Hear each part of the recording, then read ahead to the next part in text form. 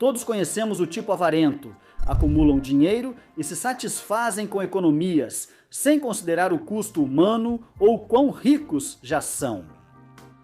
Ebenezer Scrooge, de Um Conto de Natal, é o avarento mais famoso de todos os tempos, e embora ele talvez nunca tenha existido, muitos outros avarentos foram bem reais. E nenhum deles melhorou depois de encontrar 3 fantasmas ou sobrinhos corajosos. Então hoje vamos dar uma olhada em alguns dos avarentos mais infames da história. Antes de começarmos, inscreva-se no Weird History. Depois disso, deixe um comentário e nos diga sobre quais outros pão duros você gostaria de ouvir na próxima vez. E agora, só para provar que não somos mão de vaca, vamos dar um pouco de Weird History, totalmente de graça.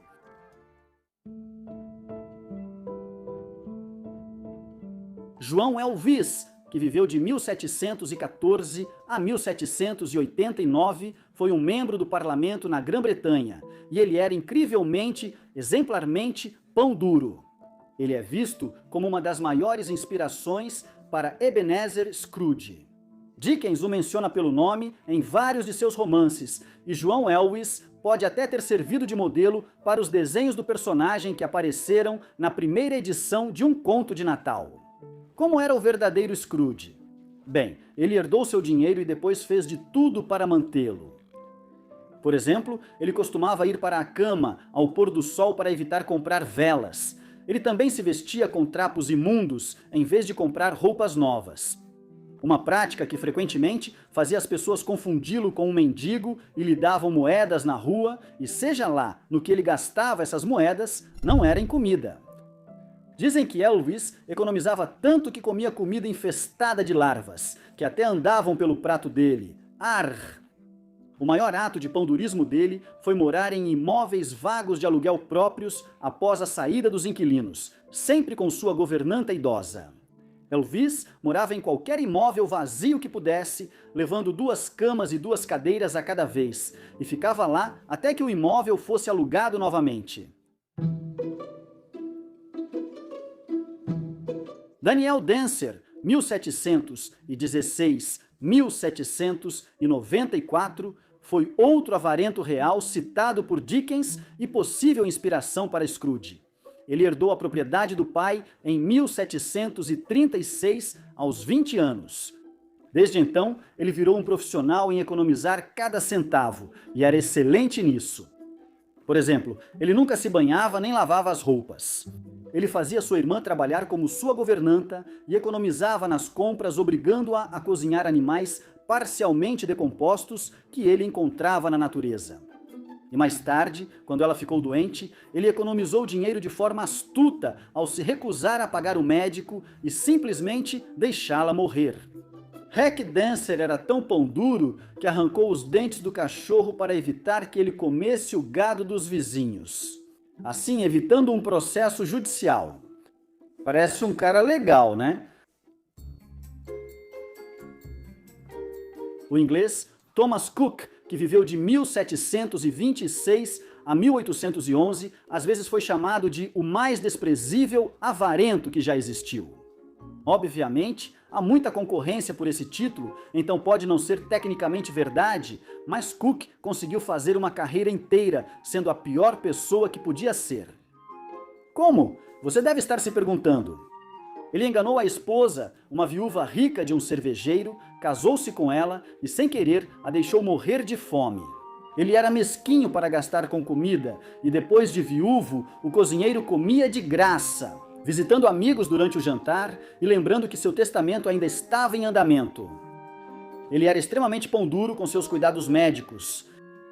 Quando estava doente ou ferido, ele usava trapos esperando que o médico sentisse pena. Quando chegou a hora de avaliar a conta, ele valia mais de $700 mil quando morreu, o que equivale hoje a cerca de $22 milhões.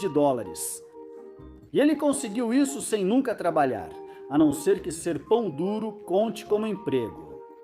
Uma biografia publicada 3 anos após sua morte afirmou com precisão que sua vida teve muitos altos e baixos. Com tão poucas boas ações quanto jamais couberam a qualquer pessoa que viveu até uma idade tão avançada,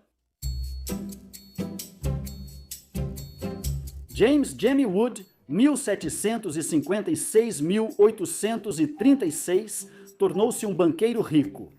Além de famoso pão duro, o avareza de Gloucester era conhecido em toda a Inglaterra, mas é difícil saber quais histórias sobre Jamie são verdadeiras. Basta dizer que, quando se trata de avareza, o homem está cercado de lendas. Dizem que ele era tão pão duro que ia aos cais esperar navios de carvão só para pegar pedaços que caíam no chão. Para uma pessoa comum, isso seria frugalidade ou esperteza, mas, vindo de Wood, parecia um rico roubando gasolina aos poucos. Como outros avarentos da lista, Wood usava roupas velhas e evitava pagar transporte. Uma história famosa diz que ele uma vez viajou de carona em um carro funerário, ocupando o lugar do corpo. Wood era tão ruim que diziam que pregavam peças nele, esquentando moedas e deixando-as no chão, já que ele sempre tentava pegá-las.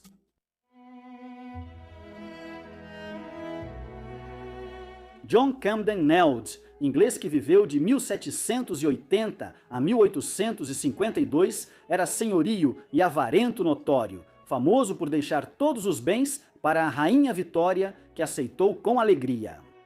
Neld herdou a fortuna do pai e passou os últimos 30 anos sendo extremamente mesquinho com ela.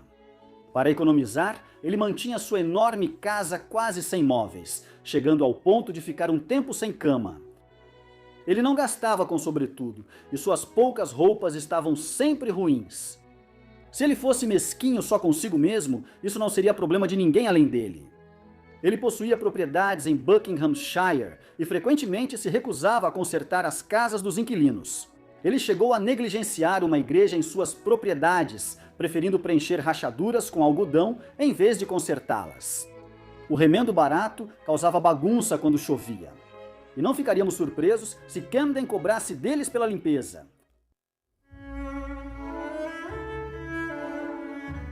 Wellington R. Burt, barão da Madeira americano, viveu de 1831 a 1919 e foi um dos homens mais ricos dos Estados Unidos da América no início dos anos 1900. Ao contrário dos outros pão duros do vídeo, Burt não era mesquinho no dia a dia. Ele ficou famoso por incluir em seu testamento uma cláusula de vingança que impediu filhos e netos de herdarem sua fortuna de 100 milhões de dólares. Talvez esse cara nem seja tão ruim. A cláusula determinava que o dinheiro só seria distribuído 21 anos após a morte do último neto. Os filhos receberam pequenas anuidades e, por uma brecha legal, depois obtiveram 5 milhões de dólares. A cláusula fez com que só 12 de seus muitos descendentes recebessem a maior parte do dinheiro, como ele queria. E mesmo assim, eles só receberam em 2011, que foi 92 anos depois que ele morreu. Por que Bert guardou sua fortuna? Ninguém sabe ao certo, mas a maioria das pessoas presume que ele simplesmente não gostava da família.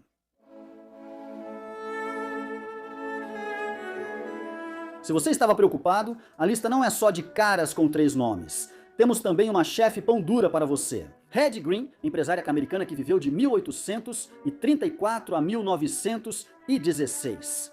Conhecida alternativamente como a Rainha de Wall Street ou a Bruxa de Wall Street, dependendo de quem você perguntasse, ela provavelmente era a mulher mais rica do mundo quando morreu.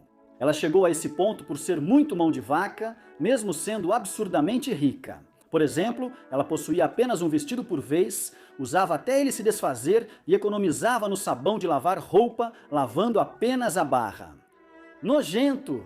Ela sempre tentava usar clínicas gratuitas com nome falso, em vez de pagar por um médico.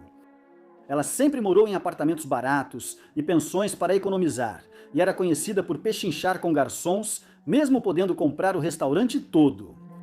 Assim como Jamie Wood, muitas histórias sobre o comportamento mesquinho de Green se confundem com lendas urbanas. Uma história diz que o filho dela amputou a perna porque ela se recusou a pagar a conta médica, mas, segundo seu biógrafo, ela buscou tratamento e pagou a despesa. J. Paul Getty, 1890 e 2976, foi um bilionário do petróleo e renomado colecionador de arte e antiguidades. Você até gostaria de ter um avô rico assim, mas garantimos que não ia querer que fosse o J. Paul. Dizemos isso porque Getty ganhou fama ao se recusar a pagar o resgate do neto, mesmo após os sequestradores cortarem a orelha do garoto e enviarem ao jornal. Ele cedeu e emprestou o dinheiro ao filho para pagar o resgate, já bastante reduzido. Mas repare, dissemos emprestou. Getty obrigou o filho a pagar o resgate de volta, com juros. Getty depois se defendeu, dizendo que aceitar as exigências iniciais teria colocado seus outros 14 netos em risco. Mas como isso não explica o lance de me pagar de volta com juros, a maioria das pessoas acha que ele está mentindo. Esse é o mesmo cara que instalou um telefone público na mansão para os convidados não gastarem com ligações. Bill.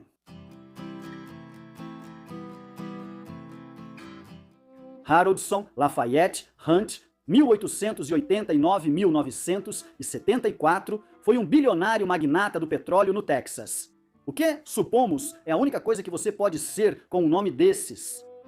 Apesar de ter mais dinheiro do que Deus, H.L.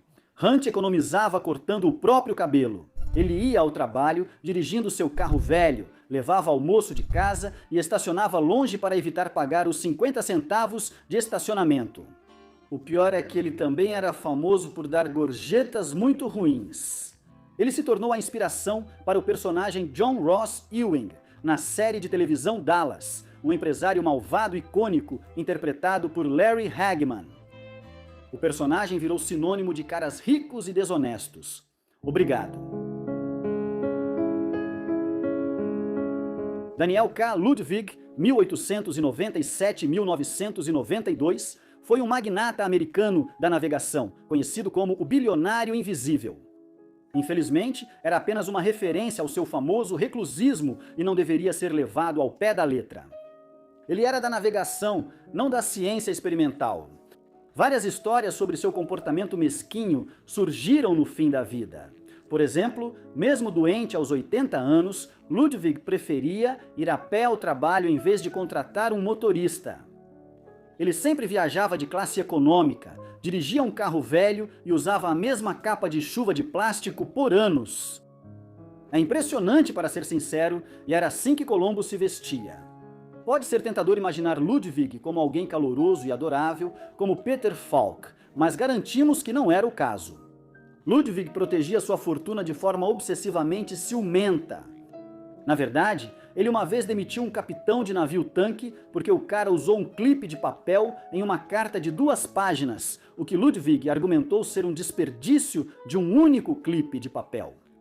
Não estamos dizendo que Ludwig não teria aparecido em Colombo, ele só teria sido o cara sendo pego. O que você acha? Qual o maior ato de mesquinharia que já viu? Conte pra gente nos comentários abaixo. E aproveite para conferir alguns desses outros vídeos da nossa história curiosa.